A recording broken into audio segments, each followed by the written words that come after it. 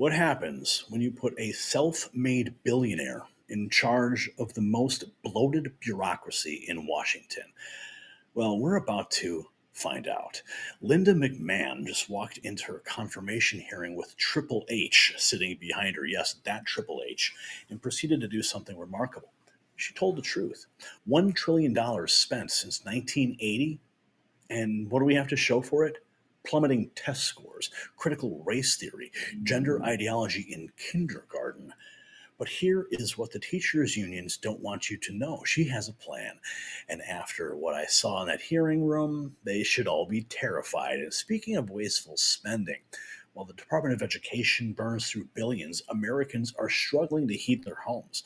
The energy crisis they created has families choosing between staying warm and paying bills. That's why I want to tell you about this revolutionary portable heater. It's exactly what Linda McMahon is talking about: efficient solutions without government waste. This compact powerhouse heats any room instantly while slashing your energy bills. Visit staywarmnow.com for an incredible 60% off and free shipping. Don't let the establishment freeze you out. Take control of your heating costs today. The link is in the description. Okay, so America's First Works posted this is our next Secretary of Education, and this is what Linda McMahon will do. I think this is her opening statement earlier today. Empower states. Fund education freedom, not government-run systems. Listen to parents, not politicians. Build up careers, not college debt. Empower states, not special interests. Invest in teachers, not Washington bureaucrats. Fund education freedom, not government-run systems. Listen to parents, not politicians. Fund education freedom. Yeah.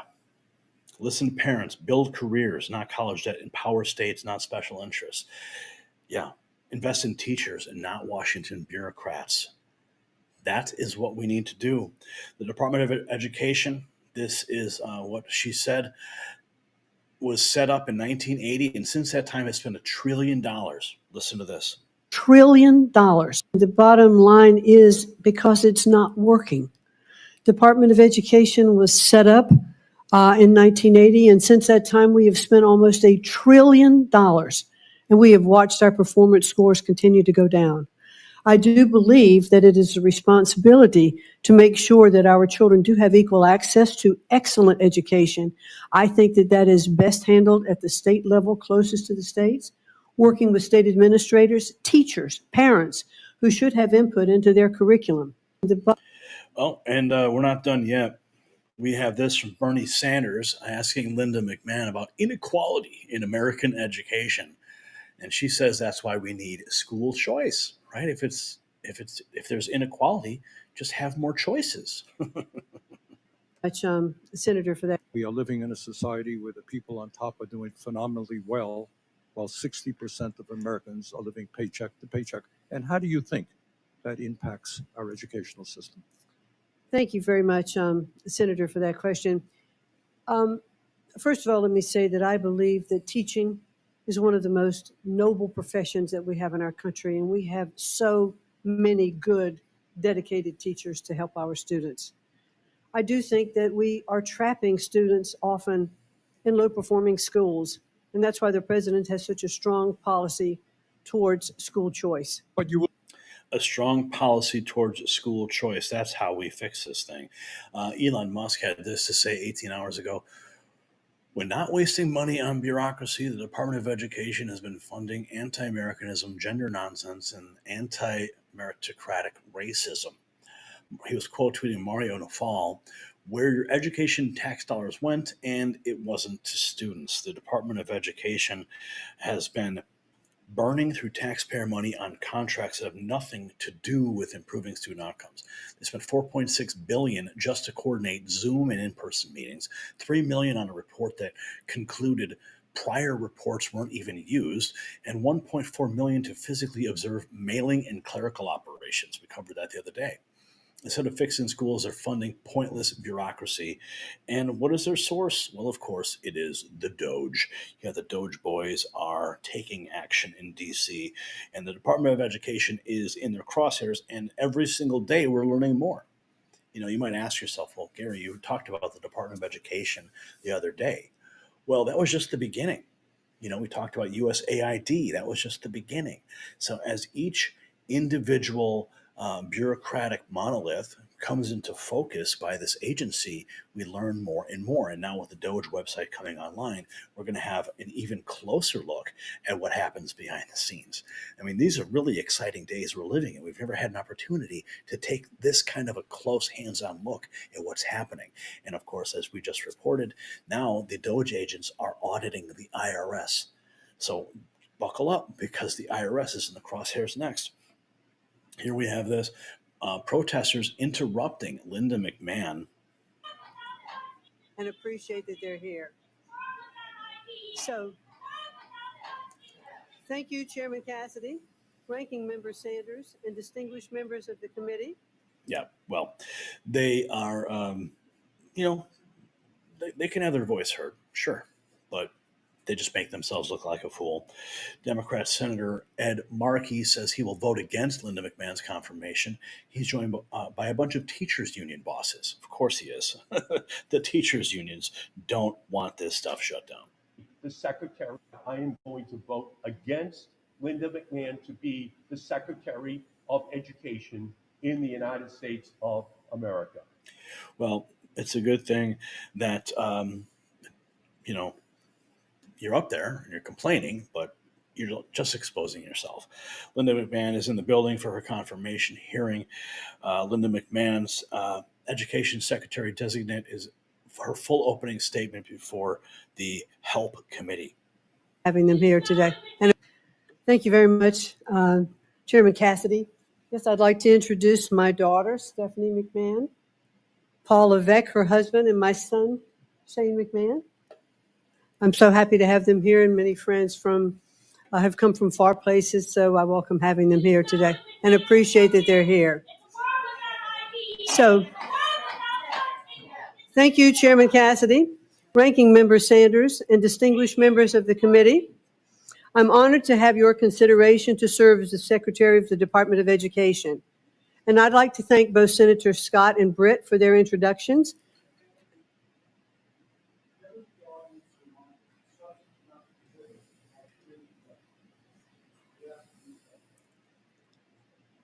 Certainly. And I'd like to thank both Senators Scott and Britt for their introductions and for the opportunity to welcome my friends and family. Thank you all so much for being here with me today. I would also like to thank President Trump for his confidence in me to lead a department whose mission and authority were a special focus of his campaign. He pledged to make American education the best in the world, return education to the states where it belongs, and free American students from the education bureaucracy through school choice. November proved that Americans overwhelmingly support the president's vision, and I am ready to enact it. Education is the issue that determines our national success and prepares American workers to win the future. I've been passionate about education since my earliest college days when I studied to earn a teaching certificate. This has continued through my business career as a Connecticut State Board of Education member, as a university trustee, and as the chair of the America First Policy Institute, which advocates for workforce development, parental choice, and accountability in higher education. I'm also a mother and a grandmother, and I join millions of American parents who want better schools for our kids and grandkids. The legacy of our nation's leadership in education is one that every person in this room embraces with pride. Unfortunately, many Americans today are experiencing a system in decline. The latest scores from the nation's report card show achievement in K through 12 math and reading at their lowest level in years. More than 2/3 of public colleges are beset by violent crime on campuses every year. And most tragically, student suicide rates have dramatically increased over the last 2 decades. We can do better. We can do better for the elementary and junior high school student by teaching basic reading and mathematics, for the college freshman facing censorship or anti-Semitism on campus, and for parents and grandparents who worry that their children and grandchildren are no longer taught American values and true history. In many cases, our wounds are caused by the excessive consolidation of power in our federal education establishment. So what's the remedy? Fund education freedom, not government-run systems. Listen to parents, not politicians. Build up careers, not college debt. Empower states, not special interests. Invest in teachers, not Washington bureaucrats. If confirmed as secretary, I will work with Congress to reorient the department toward helping educators, not controlling them. My experience as a business owner and leader of the Small Business Administration, as a public servant in the state of Connecticut, and more than a decade of service as a college trustee has taught me to put parents, teachers, and students, not bureaucracy, first. Outstanding teachers are tired of political ideology in their curriculum and red tape on their desks. And that's why school choice is a growing movement across the nation. It offers teachers and parents an alternative to classrooms that are micromanaged from Washington, D.C. We should also emphasize career-focused education, especially in cutting-edge STEM fields, where American companies need high-skilled employees. Our workers deserve more post-secondary pathways, career-aligned programs, apprenticeships, and on-the-job learning, and jobs in tech, skilled trades, and healthcare for non-college degree holders. Those who do attend college deserve transparent costs and courses of study aligned to workforce demand. The United States is the world leader by far in emerging technologies like AI and blockchain, and we need to invest in American students who want to become tech pioneers. We should encourage innovative new institutions, develop smart accountability systems, and tear down barriers to entry so that students have real choice and universities are not saddling future families with unsurmountable debt. We must protect all students from discrimination and harassment. And if I am confirmed, the department will not stand idly by while Jewish students are attacked and discriminated against. It will stop forcing schools to let boys and men into female sports and spaces. And it will protect the rights of parents to direct the moral education of their children. The opportunity before us these next 4 years is momentous. I look forward to working with the committee, our nation's parents, teachers, and students, and education leaders from all political perspectives to build a better future for every American learner. Thank you so much for the opportunity to speak with you today, and I look forward to your questions. There we are. There's Linda McMahon. We've got some more in this segment we want to get to in the posse. Let's keep going here. That was Linda McMahon. Who else we have? We got Tulsi Gabbard. Let's see what's going on with her. Let's see. She went in and she thanked APAC, ADL, and the Council on Foreign Relations privately for their role in securing her nomination. Ooh. That's really interesting. Thanking the Council on Foreign Relations. Okay. My spidey senses are tingling, especially she's talking about APAC and she's talking about the ADL. Okay. This is the Post. Thank you, real Donald Trump, for the privilege and opportunity to serve your great country and the American people as your Director of National Intelligence.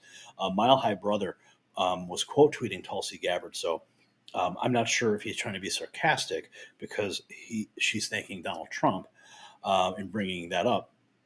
Maybe he's trying to connect Trump to Council on Foreign Relations or something. But Scott Ritter had this to say: "The reckoning is here. Trump and Tulsi Gabbard are purging the deep state. FBI traitors, corrupt officials, and assassination conspirators are being hunted down. Guantanamo Bay is expanding. Military tribunals are locked in. Justice will be swift and unforgiving. Treason is on the horizon for some folks." That's what they say. The other day, we brought up how she exposed the biolabs in Ukraine, and we are going to continue to watch how this unfolds. Also, Modi, the Prime Minister of India, he was in town today here. As you know, I'm broadcasting live from the swamp right now in Washington, D.C. Narendra Modi met the USA Director of National Intelligence, Tulsi Gabbard, in Washington, congratulated her on her confirmation, discussed various aspects of the India-U.S. friendship, in which she will always be a strong votary. Here's some imagery of them meeting together. Let's see, we also got some more. So that's from the Tulsi Gabbard front. What else have we got here in the posse? We got Linda McMahon. We've got, Kash Patel. Let's check in and see what's going on with Kash Patel. This was 11 hours ago as his confirmation continues to move through Washington, D.C.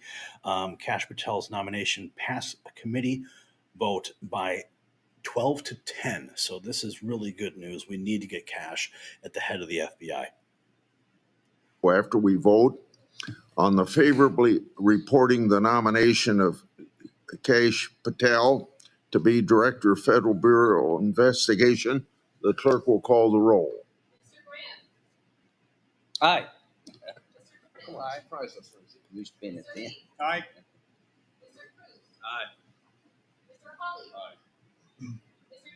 Aye.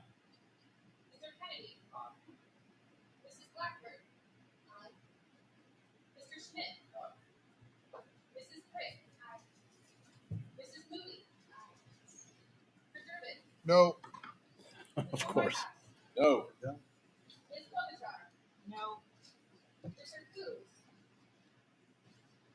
That's no by proxy. No by proxy. No. Of course. No.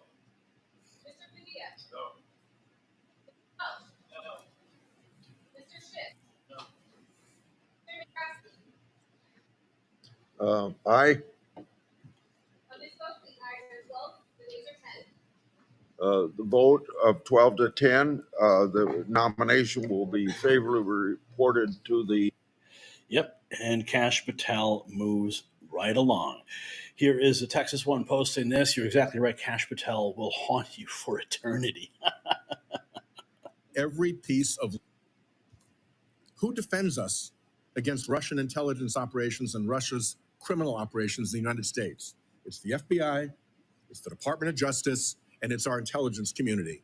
The people in charge of each one have sent powerful signals that they are shutting down our defenses when it comes to Russia. And we're about to head to the Munich Security Conference, where we are seeing Mr. Art of the Deal and his operatives giving away every piece of leverage that we have over Putin with respect to Ukraine. Oh, wow. It is unilateral disarmament to throw Ukraine under the bus and give Putin what he wants. So mark my words. This Patel guy will come back to haunt you. Every piece of evidence shows that, and it is not Democrat evidence. It's his own words, it's his own colleagues, and it's judges evaluating his credibility. Oh, yeah, he is going to come back to haunt you. That's for sure. That's just more rabid talking points. Oh, the Russia is Russia, Russia, Russia, right? Here is just a day ago, Paul Zipula posting this. Adam Schiff literally ran away from a question by the Charles Downs about Senate Judiciary Democrats slow walking the confirmation, and Schiff just, look at him, literally running here. He looks like he got loomered. Senator Schiff, are Senate Judiciary Democrats slow walking Kash Patel's confirmation as FBI director so the FBI can keep warning illegal immigrants? Wow, dude, he totally ran away from them. Okay, Mark Wayne Mullen, 5 hours ago, posting this. The radical left and their media allies lost their minds over Pete Hegseth, DNI Gabbard, and Robert Kennedy Jr. We tuned it out and confirmed them anyway. Kash Patel cleared his Senate Judiciary GOP vote today. We'll confirm him next week. This is the quickest pace since 2001. And not just. Hey guys, next week we're going to finish Kash Patel. And I want to remind you something. When we first started this fight, the liberal media was saying that we're not going to confirm him. I mean, what is he thinking? What's the president thinking by getting these people together? What he's proven is he's wanted someone different. And he wanted people that had a lot of tenacity that would fight. And not just fight for the United States, but also begin the fight by making sure that they win the vote of the Senate. And they've done it. I was bullish from the get-go, from Pete Hegseth, Bobby Kennedy, Tulsi Gabbard, Kash Patel, and the list goes on. I said we're going to get these individuals confirmed. Now, that doesn't mean that I won the day. They won it. They came up here every single day. They met with the senators. They put in the time. They shared their vision with what President Trump wanted to get done and what they want to do inside the agencies, and put these agencies back on track for the American people and get away from fighting just for one woke Democrat party. American people want that, and the president and his cabinet is delivering on that. And we are going to continue to deliver as we expose the truth about the Democrats and their slow walking as as they run from the cameras. They run from accountability, but they're not going to be able to run for very long.